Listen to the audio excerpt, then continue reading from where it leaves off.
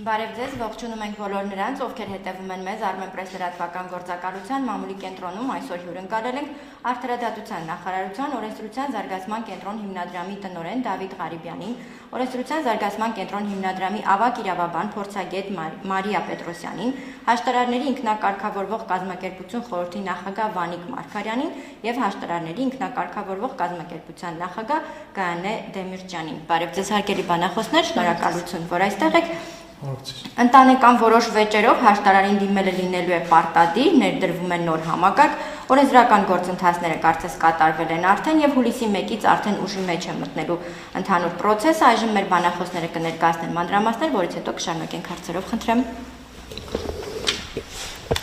Շնորհակալություն, նախ շնորհակալություն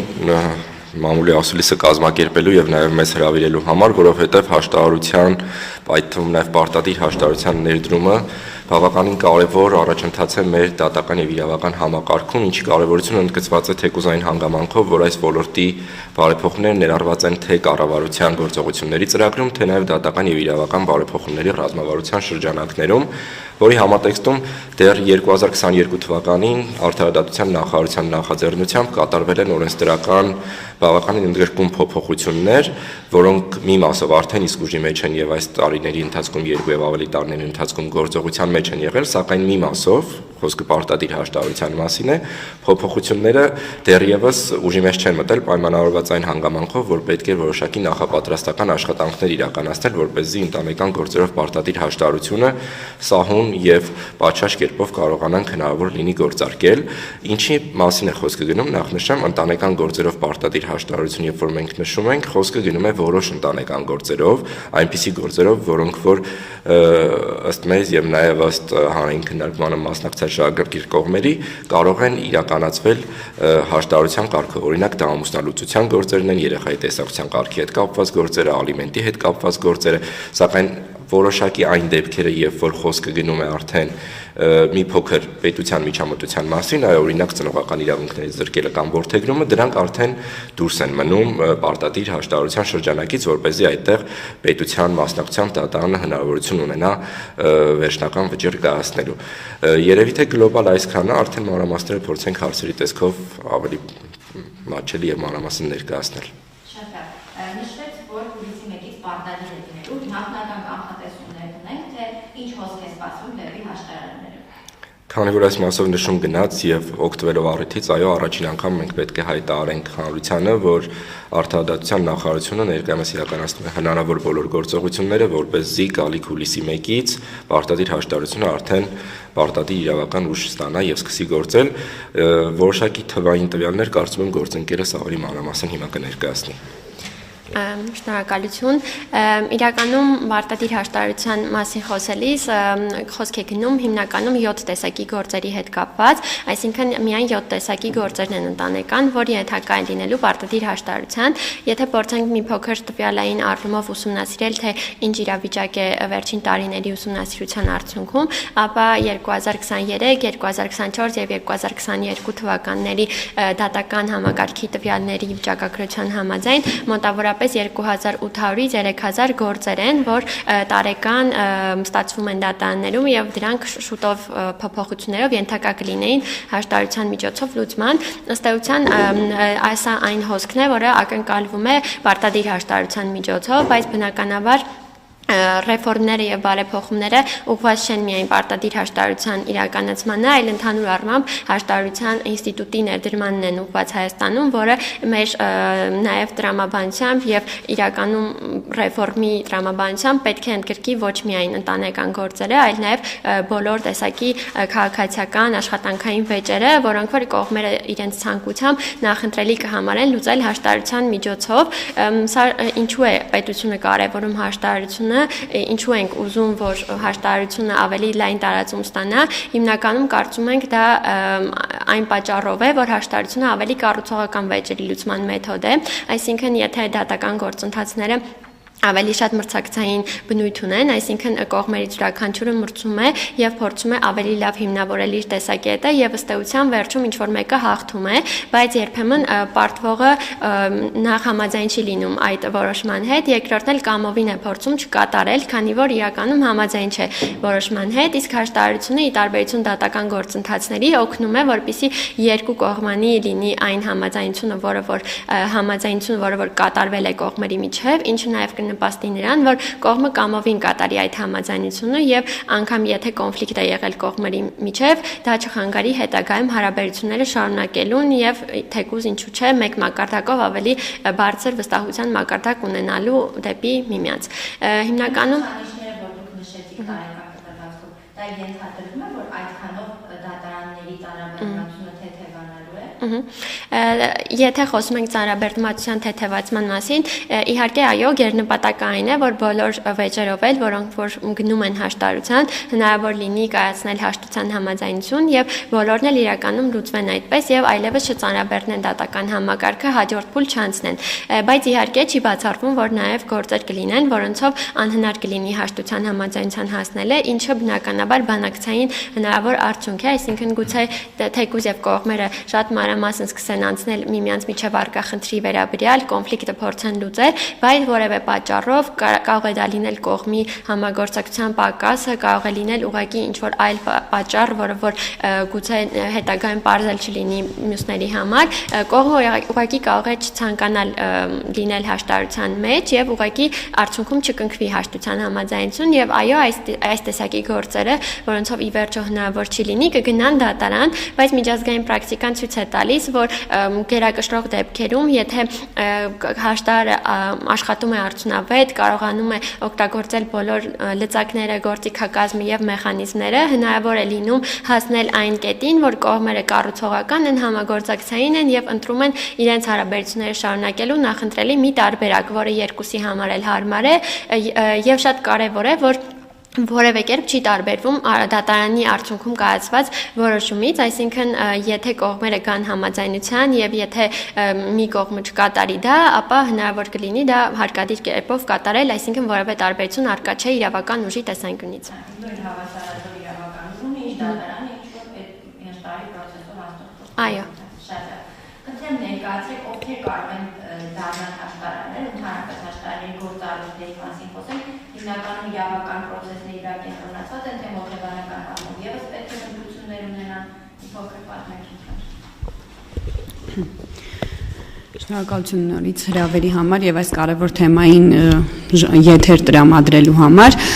Հաշտարարներ օրենքի համաձայն կարող են դառնալ 25 տարի լրացած բարձրագույն կրթություն ունեցող ֆիզիկական անձիկ եւ հաշտարարները անցնում են վերապատրաստման դասընթացներ, որը կազմակերպում է Արդարադատության նախարարությունը, այնուհետեւ հանձնում են որակավորում եւ արտոնագրվում են որպես հաշտարարներ։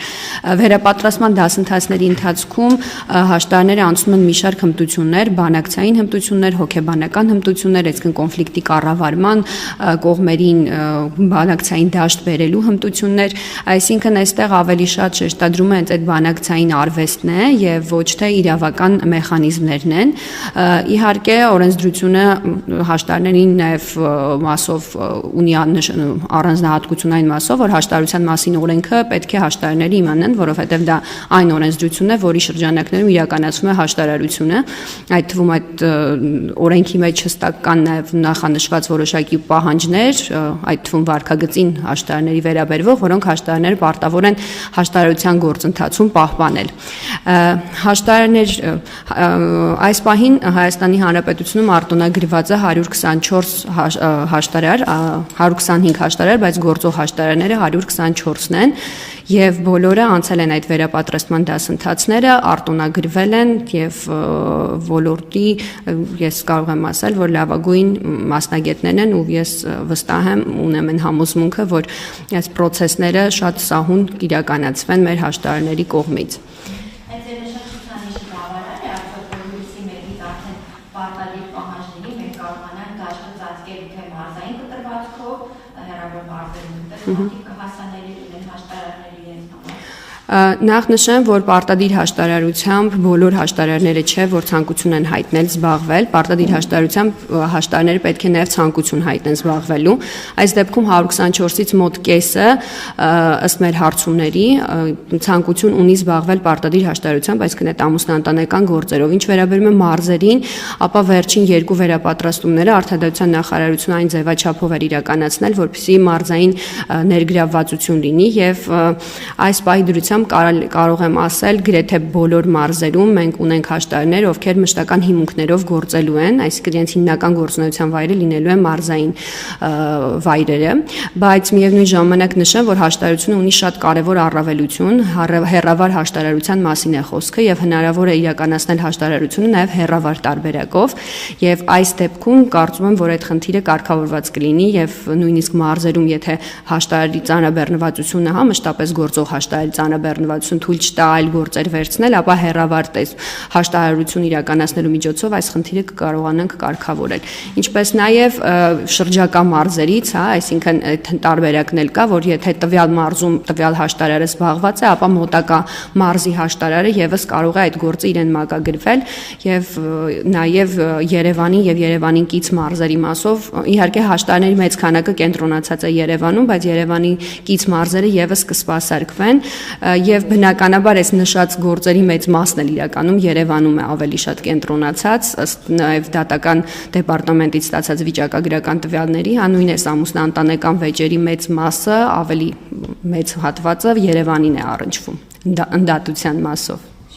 Պարոն Մակրան, ծառայությունը վճարով է լինել, ճիշտ հասկացա՞։ Այո։ Քաղաքացու համար հավելյալ ֆինանսական բերսա չէ, այսինքն դատական ծախսերի համեմատ ավելի հաճելի լինելու, թե հավելյալ ֆինանսական բեռը։ Ես ինքս նաև փաստաբան եմ եւ ճիշտ ասած հարցը որ տալիս են կարծում որ արտադատական լուծումը եթե մինչև դատարան ստացվի հաշտության գալ բոլոր դեպքերում ավելի քիչ ծախսատար է թե ֆինանսական առումով եւ թե ամենակարևորը նաև ժամանակի առումով այդ առումով կարծում եմ որ նման խոչընդոտ պետք է որ չլինի առավել եւս որ կառավարություն կողմից կոնկրետ պարտադիր հաշտարարության դեպքում հաստատված հակագին կա որը որ այս պայծրությամբ նվազագույն 10,000 դրամի չափով է եւ եթե երկարատևում հաշտարարություն արդեն ժամավճարով շարունակվում է բայց բոլոր դեպքերում ես կարծում եմ միջին գները նաեւ դատական գործերի սկսելու համար փաստաբանական հաշվառումով սա էականորեն ցածր ծախս է եւ պետք է որ խոչընդոտ չլինի Ես ուղղակի նշում եմ ինքս 10 տարուց ավել հաշտարար եմ, իրականում ժամանակին այս հաշտարարության ինստիտուտը ներդրվեց, չկար պարտադիրի, հա, այս բաղադրիչը եւ կարծում շատ կարեւոր կետ ենք ասել եւ հենց պարտադիր հաշտարարությունը ես հույս ունեմ, որ մշակույթ կձևավորվի նաեւ թե փաստաբանների մոտ, որպեսզի համոզմունք լինի, որ սա արդյունավետ գործիք է, այլ ոչ թե խոչընդոտ դատական պաշտպանության համար։ Հետևաբար ինքը հետագայում նաև հույս ունեմ նույն օրինակ աշխատանքային վեճերով միգուցե նաև պարտադիր լինի, որտեղ եւս այդ գործերը այն տեսակի գործերն են, որոնց երկարատև դատական process-ները խոչընդոտում են, ընդ որում նաև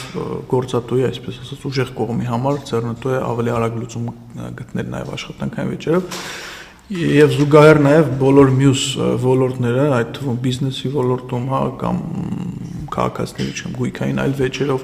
պայմանագրային վեճերով այդ բոլոր հարցերով հաշտարարությունը կարող է լինել շատ արդյունավետ գործիք։ Ես այդտեղ նաև կուզեմ կարևոր մի շեշտադրում անել մեր կառույցի հետ կապված, նախ մենք հաջողեցինք հաշտարարների ընդհանուր ժողովը կայացավ վերջերս, նաև կանոնադրություններ փոփոխվեց ըստ նորօրինական պահանջների համապատասխանեցվեց եւ կառույցի անվանումը եւս փոխվեց հաշտարարների պալատ, այսինքն այսուհետ մեր կառույցը հանդես է գալու որպես հաշտարարների պալատ, կանեն մեր կառույցի նախագահը եւ մենք ունենք խորհուրդ եւ այստեղ կարեւոր է նշել, որ խորհուրդը 7 անձից է բաղկացած, բավականին փորձառու այս ոլորտում, որոնք մեր դերը նաև լինելու է վարկագծի վերահսկողությունը, այսինքն որպեսզի բացառենք նաև թե օրենքով նախանշված վարկագծի կանոնների հնարավոր չարաշահումները եւ թե նաև մինչ պարտադիրի մեկնարկը նախատեսում ենք ավելի մանրամասն վարկագծի կանոններ եւ բողոքների քննության կարգ ունենալ եւ այդ հարթակը եւս լինի, որպեսզի այս ծավալի ժամանակ հնարավոր ռիսկերը եւս զսպվեն։ Եթե ընտանիքում զույգերը ունեն այդ վեճը եւ օրենսդրական համապատասխանում է, պետք է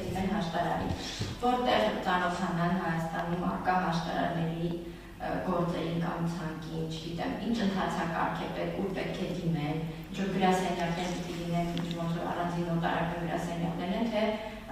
ուղղակի տվյալները հասանելի կլինեն որևէ կայքում եւ այդտեղ կարող են գտնել հաշտարարին։ Շնորհակալություն։ Հայաստանի Հանրապետությունում արտոնագրված բոլոր հաշտարարների ռեեստրը ներկայումս արդեն իսկ բաց հասանելիությամբ տեղադրված է e-mediation.am կայքում։ Այնտեղ հաշտարարների ռեեստրի հարթակում կարող եք տեսնել բոլոր հաշտարարներին, ընդ որում տեղադրված են նաև նրանց ինքնակենսագրականները, կոնտակտային տվյալներ եւ այլն, որպեսզի հնարավոր լինի ըստ նախասիրության կամ ըստ նաև մասնագիտական հատկանիշների ընտրել այն հաշտարարին, ում որ դուք ցանկանում եք։ Միևնույն ժամանակ, երբ որ արդեն պարտադիր հաշտարարությունը գործարկվի, օրինակ եթե անձը չի կարողանում կողմնորոշվել, թե նշված 124 հաշտարարներից ում է ընտրում իրեն որպես գործվարող հաշտարար, նա կարող է ուղղակի դիմում ներկայացնել Արդարադատության նախարարությանը նույն համակարգի միջոցով, այսինքն այն գործընթացը, որ ես հիմա ներկայացնում եմ, ամբողջությամբ թվային է իրականացվելու,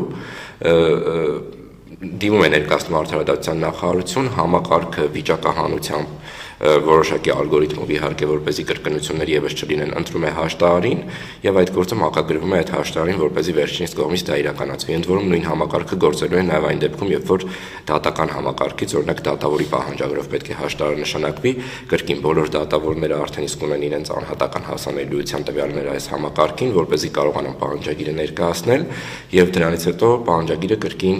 մուտք կլինի համակարգ ավտոմատ կերպով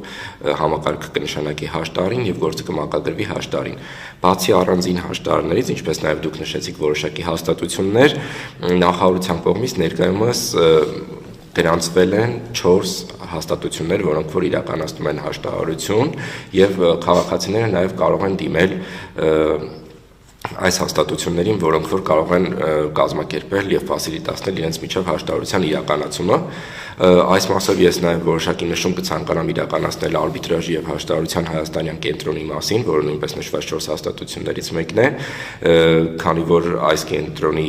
հիմնադրման աշխատանքների մեկնարկին ես ինքս մասնակցել եմ, նաև գիտեմ, որ կենտրոնը ունի իր հաշտարարների ցանկը եւ պատրաստ է պարտադիր հաշտարարություն իրականացնող հաշտարարներին անվճար հիմունքներով տրամադրել իր տարածքը, որպեսզի այնտեղ դեմարտեմ հաշտարարությունը իրականացվի, անգամ եթե առցանց օնլայնի կարիք լինի, ապահովել նաև այդպիսի եղանակով հաշտարարության իրականացումը։ Վստահ եմ, որ մյուս կենտրոնները նույնպես այս մասով իրենց ակտիվությունը կդրսևորեն եւ մեր գերի նպատակը որպեսզի ոլորտը հաշտարարությունը եւ մշակույթը վեճերը լուծել ոչ միայն դատարանում կռվի միջոցով, այլ նաեւ դատարանից դուրս միմյանց հետ բանակցելու միջոցով վերջապես կդառնա իրականություն եւ նաեւ կարծում գործընկերներս էլ ովքեր որ պրակտիկ հաշտարարություն իրականացնում են կնշեն, որ այդ նախադրյալները իրականում կան Հայաստանի Հանրապետությունում եւ ճիշտ գործընթացների վարման դեպքում լրիվ հնարավոր է որպեսզի իրականացվի հաշտարարությունը այնպես ինչպես որ մենք նախատեսում ենք։ Ընդ որում մի փոքր հետ գնամ հարցին, որ դուք նշում եք արդյոք բոլոր գործերը ծանրաբեռնվածությունը դատարանի կթեթևացնեն թե ոչ։ Այստեղ այդ շուրջ 3000 գործը, որի մասին որ մենք խոսում ենք, պետք է նրբությունը հասկանալ, որ դրանք ընտանեկան վեճեր են հիմնականում, որոնք որ մի փոքր արդեն դուրս են գալիս ընտանիքի սահմաններից, այսինքն լուծումը չեն ստանում ընտանիքի ներսում եւ պետք է արտաքին միջամտություն։ Այստեղ միջազգային փորձի ուսումնասիրությունը հետաքրքիր թվային տվյալներ է մեզ ներկայացնում, որ 50% եւ ավելի դեպքերում հենց ընտանեկան վեճերով հնարավոր է լինում հասնել լուծման, որովհետեւ թեև սրանք ամենաթեժ վեճերն են լինում սովորաբար, բայց միևնույն ժամանակ առանձնահատկություն ունենում է, որ այստեղ ուղղակի երբ որ կողմերը նստում միմյանց հետ արդեն խոսում են, միմյանց խնդիրները բացահայտվում է, նաև լուծման եզրներն են գտնվում, այսինքն այստեղ բավականաչափ մեծ ազդեցություն ունենալու հենց հաշտարարի պրոֆեսիոնալիզմը, որպեսզի այս գործերը հնարավորինս չափով իրենց հանգուցալուծումը գտնեն մինչև նախնական դատական փուլը։ Ինձ հետաքրքիր է մինչ այժմ էլ կամավոր սկզբունքով կարողացել են ցանկացողները դիմել հաշտարարին։ Գործնականում ֆիդբեքերը, արձագանքները այդ զույգերից ինչպիսին են եղել, իրապես զգացել են հաշտարարին դիմելու գործընթացի արդյունավետությունը դատարանների համեմատ։ Ես եկեք ոչ ընտանեկանի վրա, բայց իմ օրինակով բերեմ, մենք որ նշեցի 10 տարի եղել է այս ինստիտուտը, իրականում բավական գործերի քանակ կա նույնիսկ դատարաններում հաստատված, ոչ անձամբ օրինակ ես գործերի մոտ կեսից ավել արդյունք ենք ունեցել հաշտության համաձայնություն ենք կնքել եւ ակնհայտ է, որ եթե կնքվել է հաշտության համաձայնություն, ապա գնահատվել է այս մեխանիզմի արդյունավետությունը Եվ նաև դատարաններում շատ կարևոր է հասկանալ, որ հաշտությունը, երբ որ արտոնագրված հաշտարի մասնակցությամբ կնքվում է, ապա կա հատուկ վարույթ, որով որ դա դիմում են կողմերը, եթե կարիք կա նաև դատարան, եւ դատարանը 7-օրյա ժամկետում այդ հաշտությունը հաստատում է, եթե իհարկե համապատասխանում է օրենքի պահանջներին, եւ դա ուժի մեջ է մտնում միանգամից կայացման պահից, այսինքն որպեսզի պատկերացնենք երաստիճան դատական համակարգում մի քանի տարվա գործը արդյունքում ունենալու վճիռ, որ ուժի մեջ է մտնում, եւ նույն արդյունքում ունենալու աշտարությունը, որը որ էականորեն ավելի արագ, իսկ դատարանը դա նույն կերպ հաստատում է ինչ վճիռը։ Այսինքն սա շատ կարևոր է եւ հիմնական նաեւ խթանիչն է, որպեսզի դիմեն ավելի շատ աշտարության, էլ ավելի այո, կարծում նաեւ ընտանեկան էլ ավելի կարևոր կլինի։ Ընտանեկանի հետ կապված ես նաև իմ փորձից բերեմ օրինակները։ Ուրեմն ընտանեկան հաշտարության դեպքում մենք ունենք դատական գործեր, որ ընտանեկան հաշտարության չէ, դատական գործերի տեսքով մենք ունենք դատական գործեր, երբ երեխայի խնամակալության վեճ է քննվում եւ